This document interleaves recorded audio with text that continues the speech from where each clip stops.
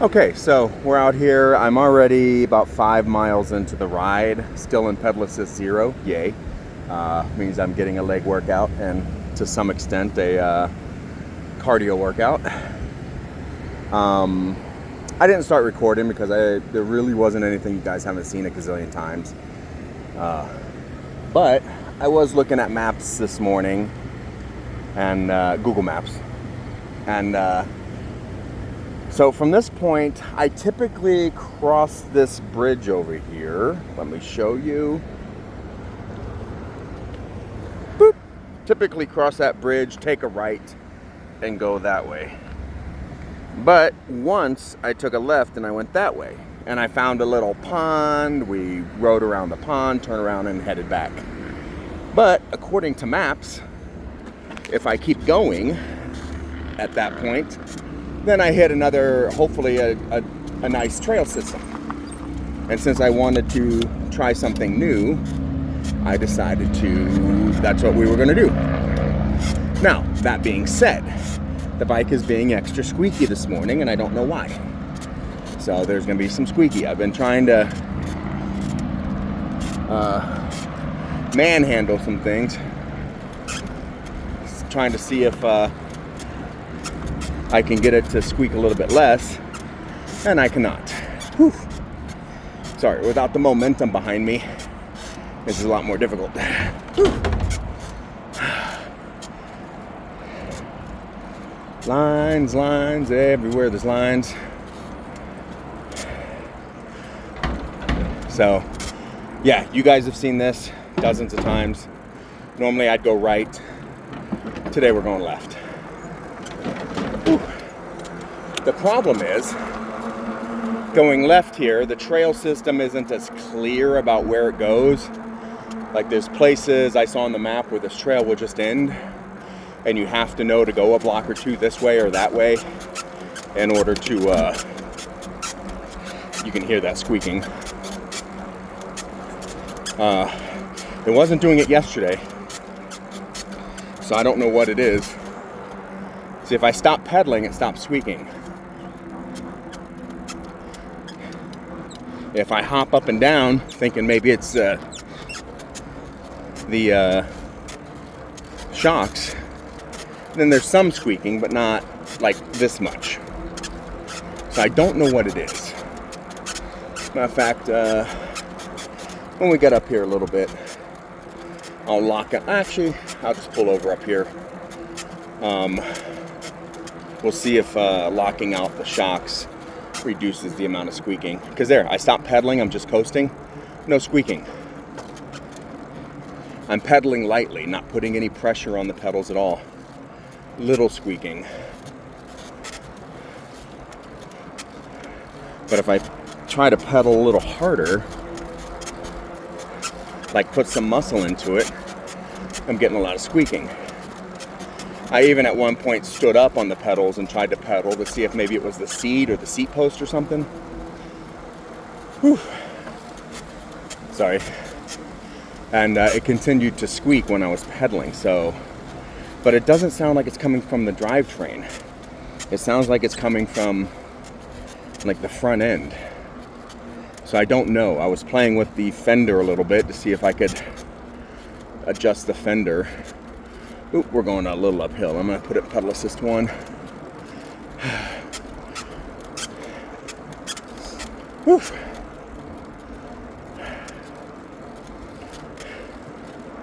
Yeah, I actually got a decent night's sleep last night, so yay.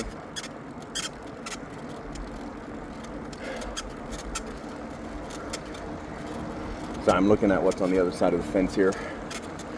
I said it was like an engraved rock that said, "Surprise, Brannon, you did it," or something like that.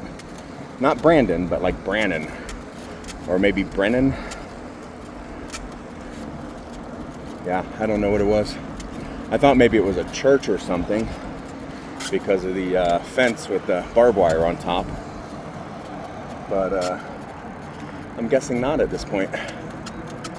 Whew.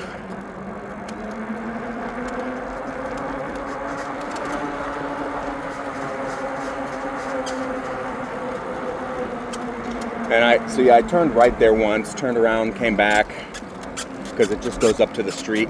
I'm wondering if it's the seat.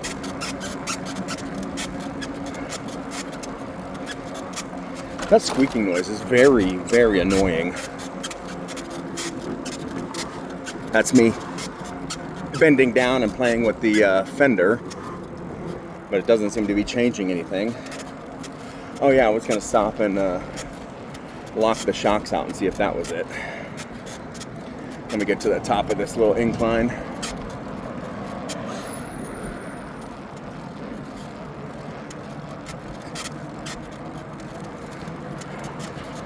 Because it is quite annoying when I'm trying to record. And I get it. More moving parts means that's me shaking my butt to see if it's the seat. More moving parts, more technology means more problems. Which is why I really do like simple things. But yeah, it's a tad bit annoying.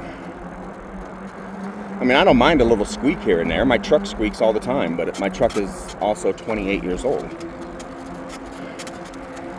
Oh, it rained pretty good last night. I'm not going to go over on the little dirt thing there. Get all muddy. Oh, that's not dirt. That's old blacktop. Okay, oops. So yeah, nothing super exciting happened yesterday. I was so mad. I have a picture, I have a short little 30-second video of it too. So the building I live in, again, it's low income. They have a laundry room. Now it's an open laundry room. It's right there off the lobby. There's no doors or anything, and there is a camera in there to kind of keep an eye on stuff, make sure nobody's thieving, and to make sure, nobody gets into a fight or has a mental breakdown and destroys the equipment. Presumably, the camera is there to protect the equipment more than it's there to protect the people or the possessions, because they have signs everywhere that say staff is not responsible for lost or stolen items. Staff will not investigate.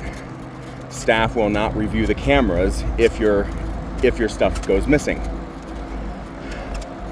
So usually when I do laundry there, I will come bring a book down or my laptop and try to be, productive, or at least, get some chapters read or something. But I was down there for about 3 hours thinking, okay, it's Monday night. This building's usually dead somewhere in the late afternoon as the people go upstairs to do whatever drugs are on, etc. Get out of the common areas type of thing. Sorry, I'm looking at something over there under the overpass. Looked like a body laying there, which could be a homeless person, could be a dead person, we don't know. Could be a not person, I don't know. Could be just a bunch of garbage that pareidolia made it look like a dead person or a person laying there. Whew, and that person has bright shoes, look at that. So yeah, I put my laundry in, and because I do tend to wear stuff at least twice, sometimes 3 times before I wash it. What I'm wearing right now is the same stuff I wore yesterday. But I always wear dirty clothes to the gym. I don't see any point in taking clean clothes to get all sweaty. And then since I started doing these bike rides, I'm still in the same dirty clothes to get all sweaty as opposed to clean clothes. So that's twice. And then depends on the day of the week or what I have going on. I might just put on a dirty t-shirt and a dirty pair of shorts or something and go about my day. I don't care. It's part of the DGAF mentality. But I go in there and I'm trying to think off the top of my head, let's say 7 washers and 7 dryers. Now these are not commercial grade. These are apartment grade at best, consumer grade at worst. And they really do need to be commercial grade considering how many people use them on a daily basis. So out of the 7, let's say 7 washers, dryers, maybe 8, but I'm going to say 7 because that's what I'm thinking in my head right now. But keep in mind, it may be 8. But pardon me, only 3 washers were working, 2 were being used, and only 2 dryers were working, one of which was being used. So I actually went back, decided I'd do laundry today, or maybe even take it to the gym because there's a laundromat across the strip mall from the gym that I go to. But I was bored last night, didn't want to just sit there in the apartment and doing nothing but watching TV. That guy keeps turning around and look at me. So I went ahead and went back down at like 5:30 thinking, it's after dinner time for most people. Oh, excuse me. They're going to be, in their homes, watching TV, relaxing, doing drugs, whatever they want to do. And, sorry. So I go down there, and sure enough, all the washers are being used, all but one, and all the dryers are being used. So crap. So I go ahead and throw my stuff in, hoping the roll of the dice works out for me. Throw my stuff in the one unused washer, and then hoping by the time the washer is done, a dryer will be available. Whew. Was I both right and wrong? So I get my washer going, and because I do wash on heavy soil, because I do wear stuff multiple times, sorry,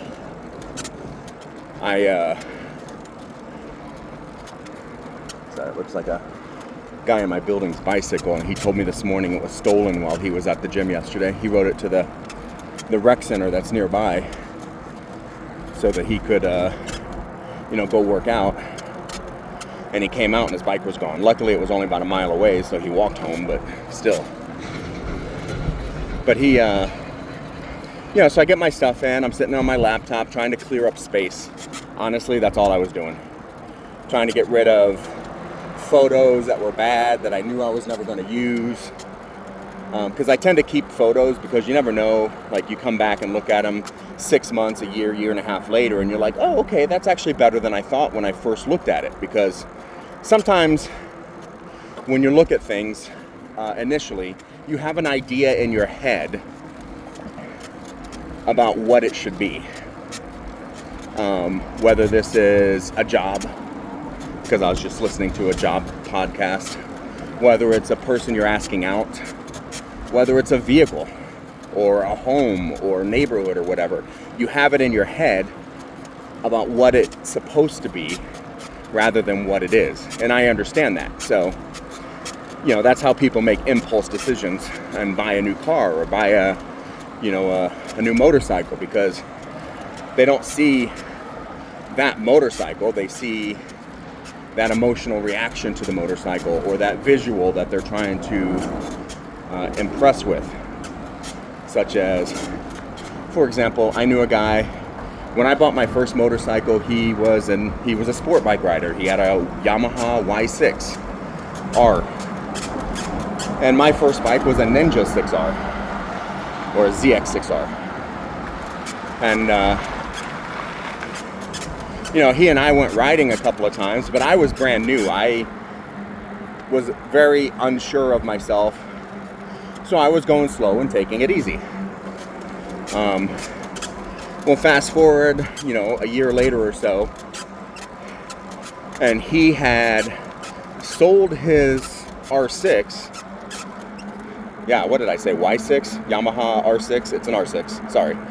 He sold his R6 and bought a Harley. And he started going to Harley bars and Harley clubs and Harley rides and Harley. To the next thing you know, he really lost a lot of my respect.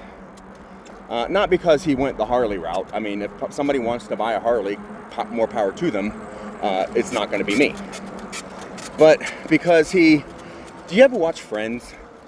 You remember that episode where Joey, people think he owns a Porsche, so they start treating him nicer. So when he loses access to the Porsche, he just goes into the store and buys a bunch of Porsche gear and wears it around, hoping that people will treat him that same way. That's what happened. The dude went and bought everything Harley. Harley shirts, Harley jackets, Harley vests, Harley bandanas, Harley hats, Harley boots, Harley gloves, Harley belt buckles, Harley belts. He gave Harley a lot of money. And that's, and he kept trying to get me to get rid of my sport bike and buy a Harley because of the culture, the acceptance, when you ride a Harley, people take notice. He wanted that aesthetic. He wanted that emotional, what do you call it? Why can I not think of the word I'm looking for? That emotional response, or that emotional feeling to the response that he got.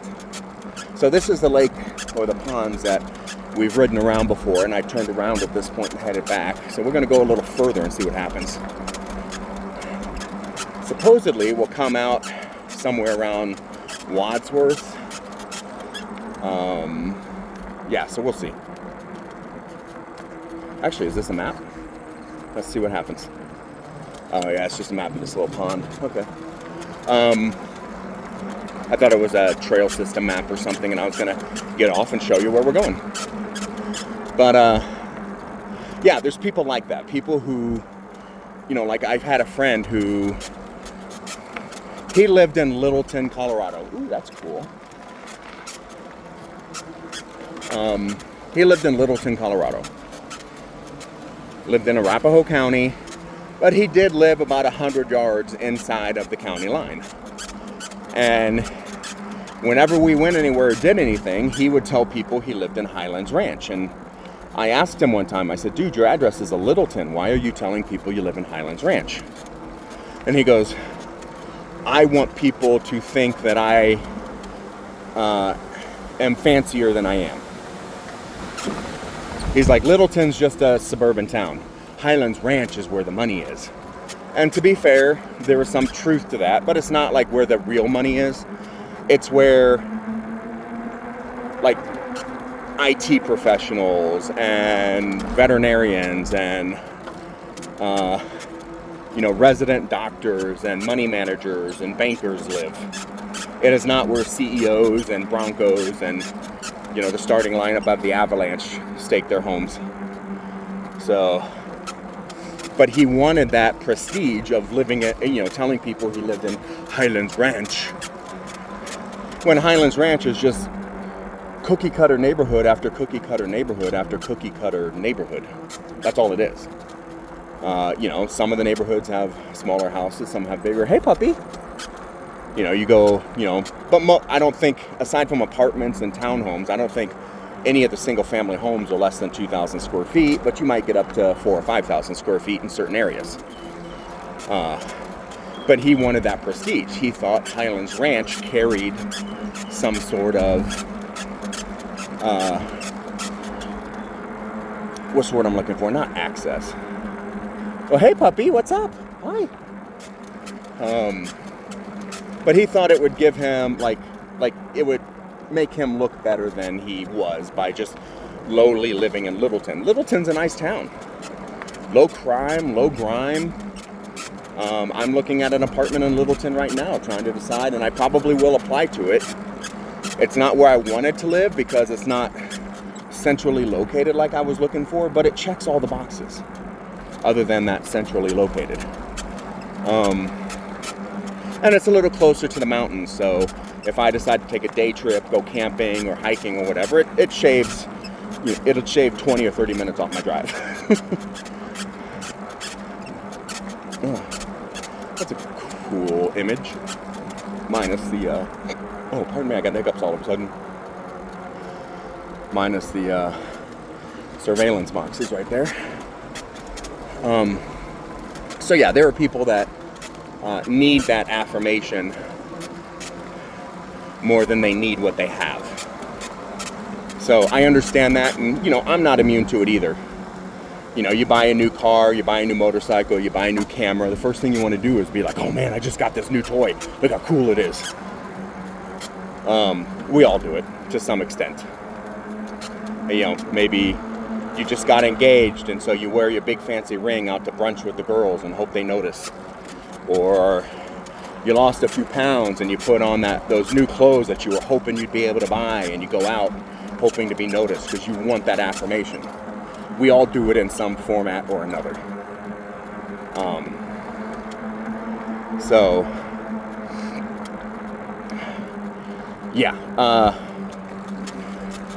I was cleaning off my computer, or going to delete old photos, things that I knew I wouldn't, you know, blurry ones, out of focus ones, just poorly edited ones.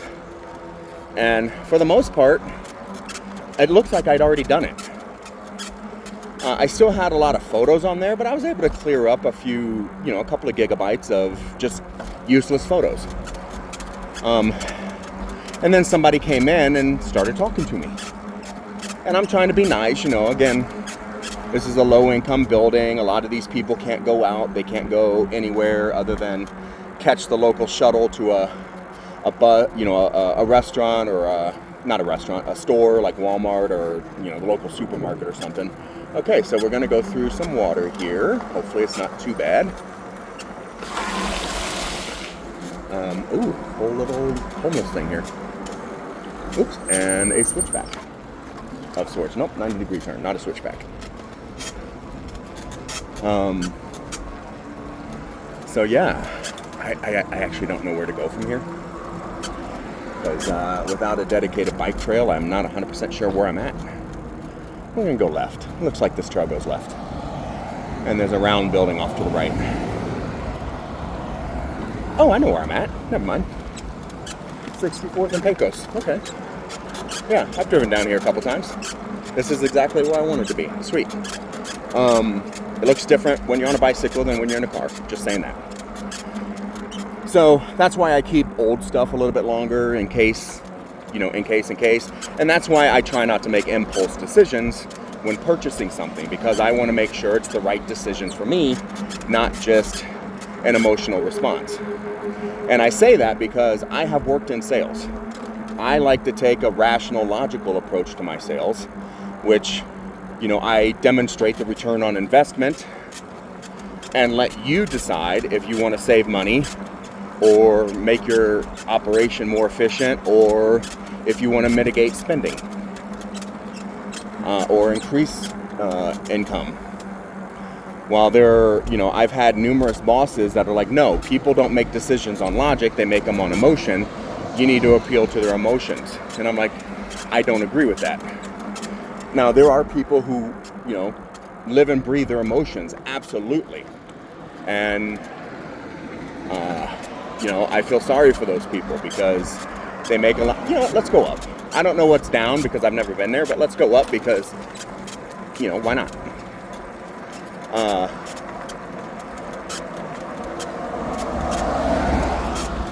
But yeah, I'm, especially when you're selling business to business people tend to make logical decisions or rational decisions. You know, while you might get, an individual consumer who might make an emotional decision. Like, I knew a guy once, he was a friend of the woman I used to live with, who bought I want to say Dodge Charger or something. And he bought it, Dodge Charger Hellcat. And he was all proud of the fact that, he had the most powerful car in his neighborhood. And everywhere he went, he had the most powerful car in the parking lot. That was his thing. He wanted to be seen as powerful. He wanted to be seen as elite because of how powerful he was. And this was also a guy that would brag about carrying or concealed carrying because he wanted to be in a situation where he had to use his weapon. We're going to ride around this lake real quick too.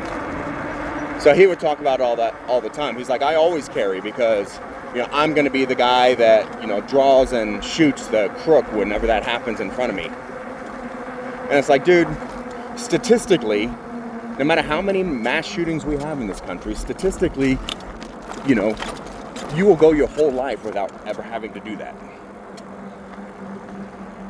I mean, I'm not telling anybody they shouldn't have weapons available to them. You know, weapon in the house, weapon in the car, even carry. You know, have a fucking field day. But if that's your goal is to get into a firefight because you think you're better than you are. Now, he was not military trained. He was not police trained. He was not trained in any way, shape, or form. He just really wanted to be in that sort of action.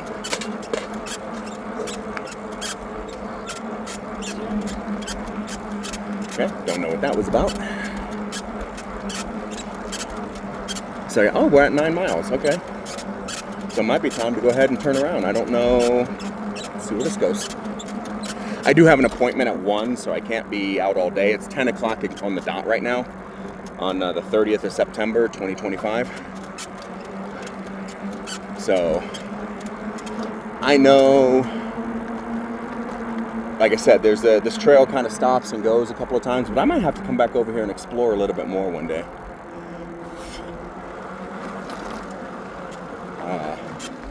Because, yeah, this is all brand new to me. But yeah, so there's always those guys. And I am aware that those guys are out there.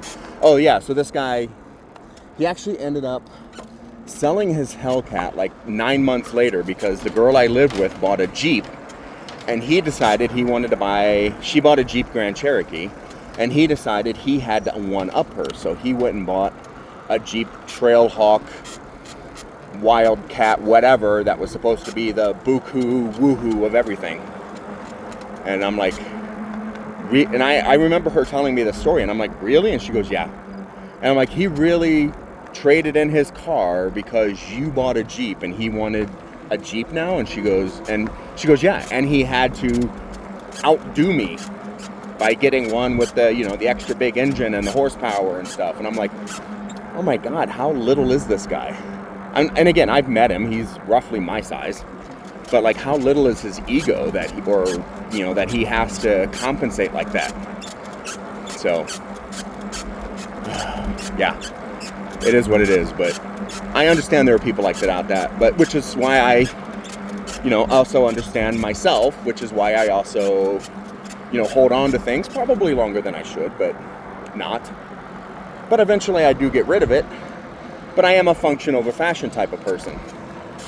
I will hold on to something if I think it's useful, hence the photographs. Oh, there are bullet holes in that sign. And there's an RV. I don't know where I'm at. I'm going to say somebody's living in that truck. And I'm going to say somebody's probably living in this trailer. Or at least sleeping in it. Again, I have no idea where I'm at. I'm headed roughly southeast right now once we get around this corner to the south. But yeah.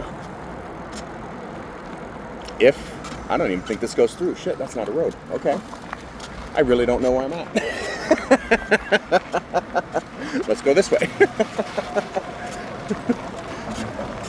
But yeah, so I'm trying to clean off some stuff on the computer. Realize I've gotten rid of most everything that I might want to get rid of.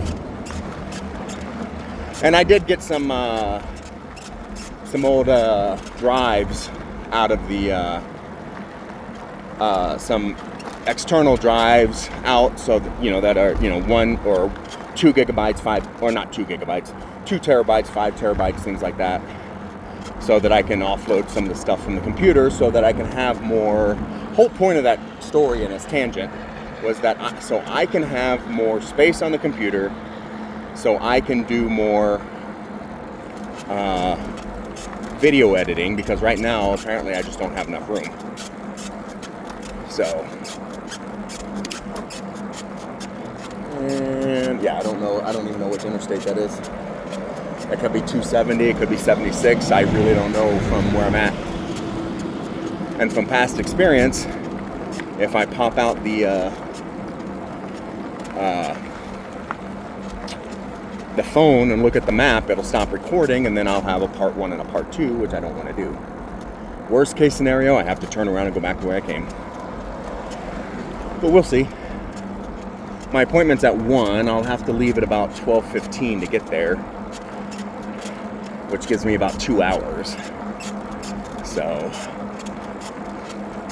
but I am running out of battery too, so I started with 5 battery things and now I'm at 3. So, we'll see. Like I said, this is all new to me.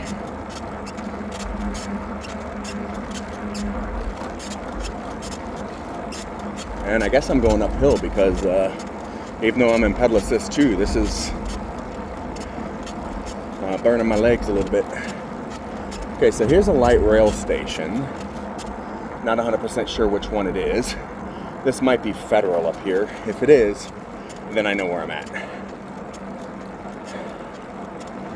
Clear, yep, Federal. Clear Creek Federal Station. Clear Creek's the name of the creek. Federal's the road up here that you see the traffic on. Whew. I'm probably getting the bike lane now. It was so nasty back there, I was worried about nails and screws and stuff, but here it's not so bad. Whew. All right, we'll take Federal down and we'll head back. Now I might end up going through neighborhoods and oh, bike lane ends, okay. So maybe I'll just turn around here then. Share the road. Well, I know the bus is going to share the road because they don't want to run anybody over, but sometimes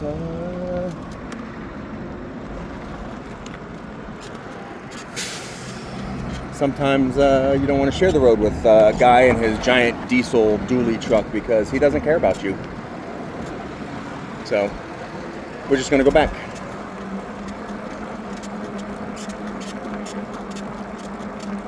But what was my point? Oh yeah. Oh, and then this lady came in and she started talking to me, and I'd never seen her before. In 2 months of living in this building, hanging out in the common areas once in a while just to, be around other people, coming and going all the time. I'd never seen this woman. I would never have guessed that she lived there. I was wondering if she was a guest, or some of the people, they're low income. Some of the people are low income because they have health issues and they need, and they have nurses or home health care come by once a day or a couple times a week or whatever to help them out with stuff.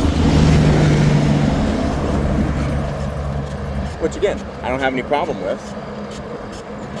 So I'm thinking maybe she's a home health care worker. Maybe she's helping somebody do laundry. And she starts talking to me about how she's lived there for a long time and she's seen a lot of stuff. And I was like, yeah, I've been here a couple of months now. Actually, today will be 2 months. Or tomorrow will be 2 months. But it's, it is what it is. And she's like, and then she's trying to be helpful. She's like, yeah, whatever you do, don't talk to anybody here. Don't make friends. Don't get involved with anybody here. There's a lot of terrible people here. And I'm like, yeah, that's what I keep hearing, but I do hang out in the common areas once in a while. And there are people who see me enough now and we talk enough that they think we're friends. I told her, I said, yeah, even a couple of the ladies here have even tried hitting on me in their own special way. And I'm not interested in getting involved with any of that. And she goes, good, don't. It's terrible here. There's so much mental illness. There's so many drugs going on here. And I'm like, yeah, I'm aware. I said, for example, the other day I was kind of feeling a little social, but I didn't want to leave and go somewhere because I didn't want to drive or anything. So I ended up, I'm looking behind me to see if anybody's coming up behind me so I can turn here. I said,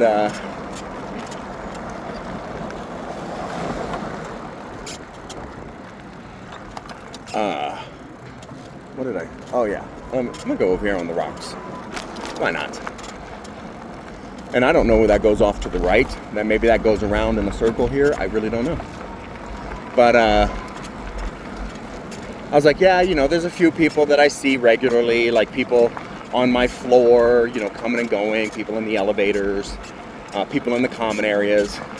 But it does seem to always be the same 30 or 40 people. And then occasionally you'll see a random other person, for example, yourself, whom I've never seen before.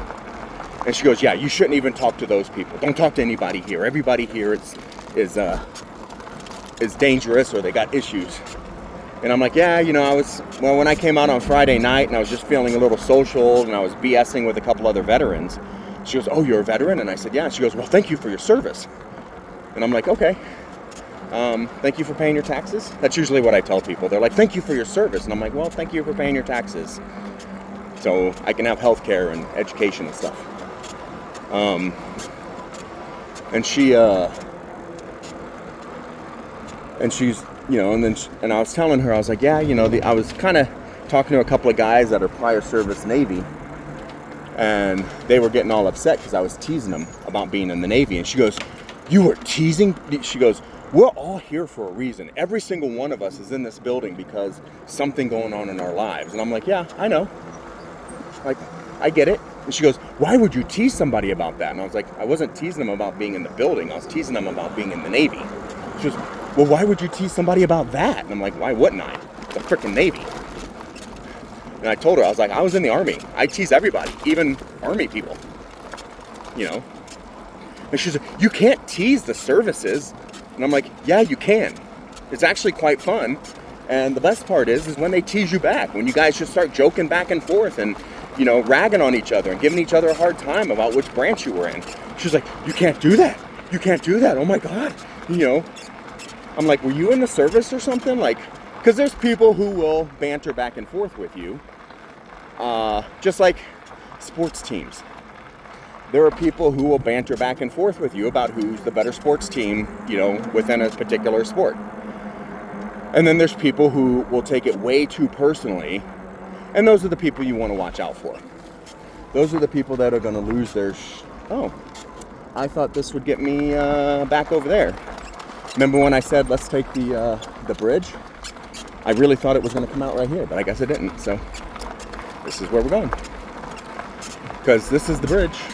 Oh no, that's the bridge ahead of me. Never mind. This is the train bridge. Or the elevated train tracks. Okay. I know what I'm doing.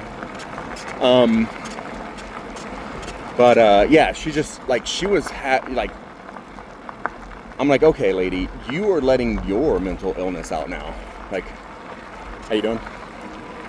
Good. I don't know if you heard her. I asked if she's doing okay, or how you doing, and she's like, I'm doing okay. And I was like, good. I guess she's the one that threw the bucket earlier when we were on the other side of this pond.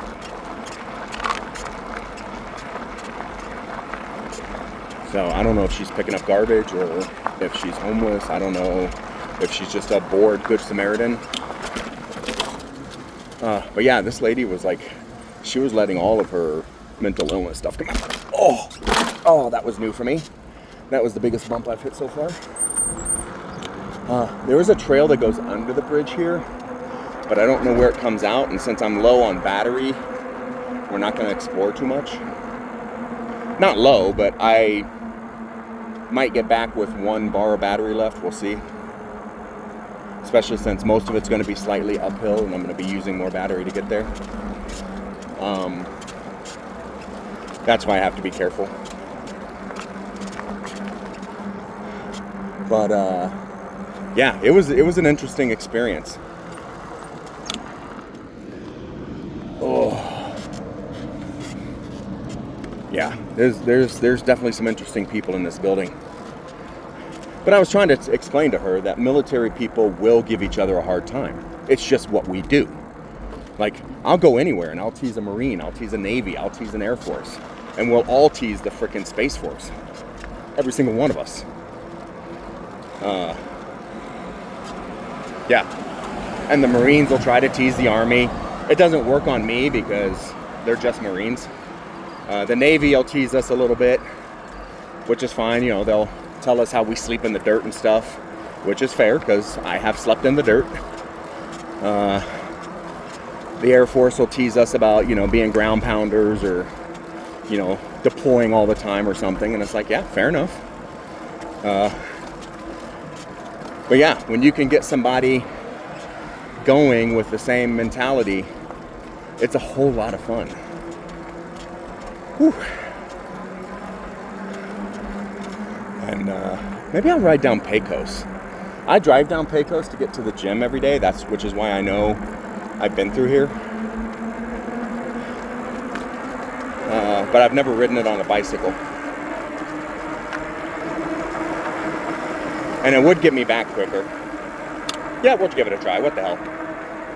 Because I'm at 12 miles. I don't think it's 8 for me to get back, but we'll see.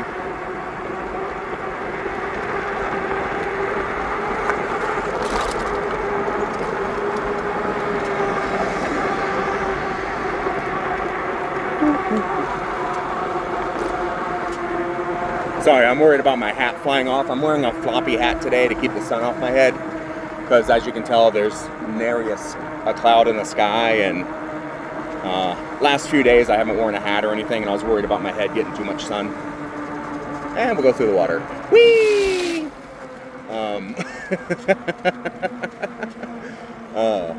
I've never had a bicycle with fenders before. So, and I grew up in Florida, so there's a lot of standing water, and you're riding your bike as a kid, and you're always kicking up water on your pants or your shirt or whatever. So this is new for me. And the bike came with fenders. I would not have bought them. Oh, yeah, I'm gonna go down Pecos. I forgot about that. That's not what I wanted. Let's see. Yeah, we'll jump back up on the sidewalk up here. I was kind of hoping there was a bus stop right there. I was kind of hoping there was a what do you call it? ADA ramp or something. Oh, a whole big homeless encampment right there too. Well, not big. I see a couple of tents and a few bicycles and stuff.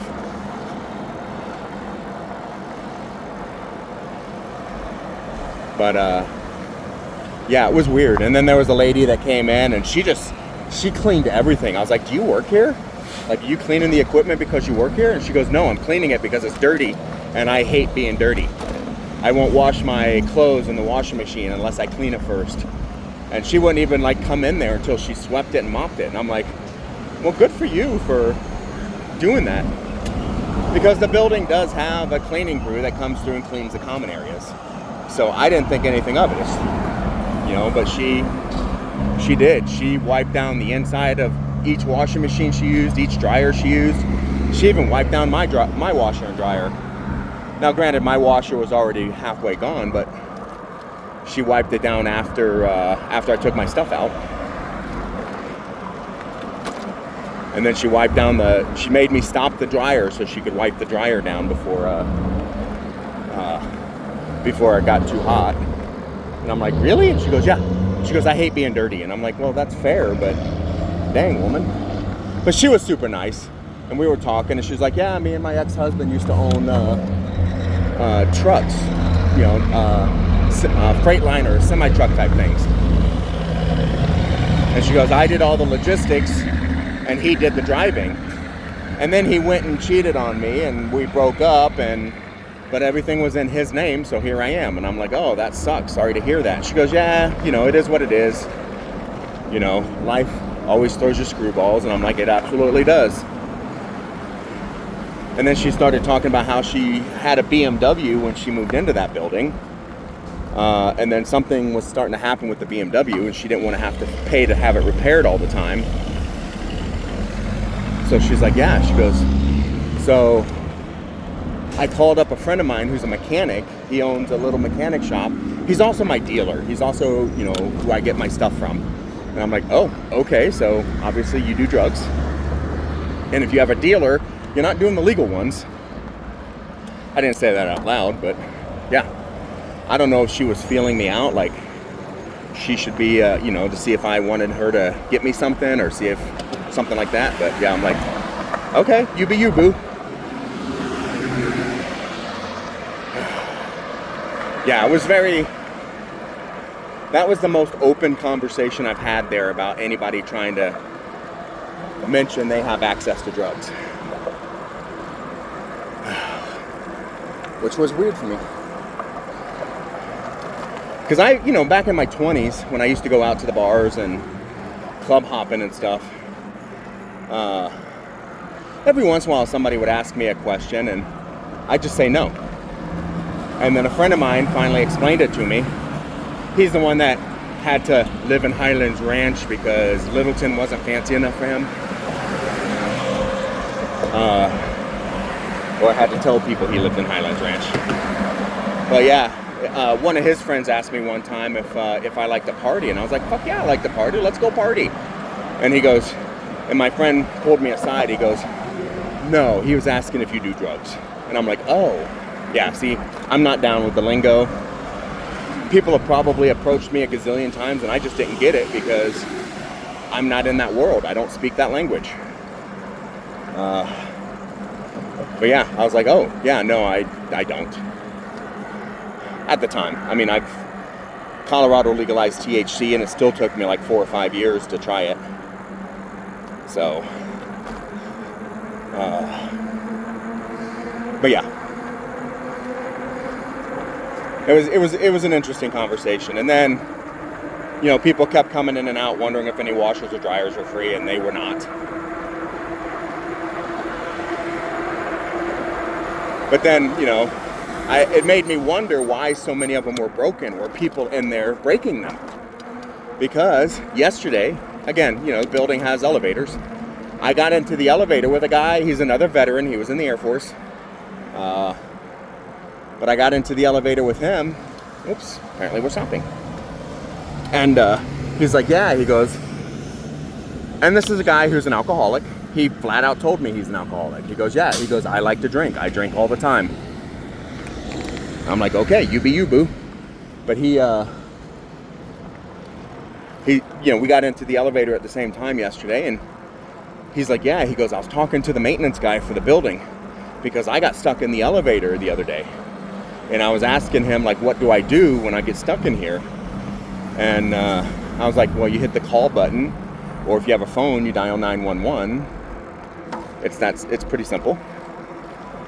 And he goes, no, he told me, and as soon as the door's shut, he goes, watch, you got to do this. And he starts banging on the doors with both hands, throwing his whole body weight behind it, like he's trying to knock the door down. He's like, yeah, he told me you got to do this. I'm like, the maintenance guy told you to try to knock the doors out. He goes, yeah. I was like, okay. And he's sitting there doing it like hard, and I'm thinking he's going to break the elevator right there. I mean, he's an older guy, older than me by, you know, at least 10 or 15 years. You know, a lot skinnier, but like his arms and legs and stuff are not the arms and legs of somebody who works out. So I wasn't worried he was actually going to break the door, but I was worried that there was a real possibility that he would break the door. But it made me wonder if he was willing to do that in the elevator, how many of the mentally ill people or people in the people on drugs are willing to do that in the laundry room. So yeah, it was interesting. And I'm like, yeah, this is how places like this get shut down. So I know you guys don't think that far ahead, and you don't think strategically, but this is how places like this get shut down. When it becomes a financial burden, they say, we can't afford this, and they get rid of it. And then what's going to happen to you? So you need to take care of what you have before you lose it, is basically my point.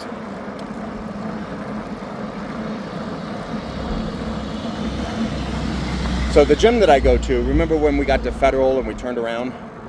If I would have hopped on Federal and gone north about a mile, the gym would have been right there.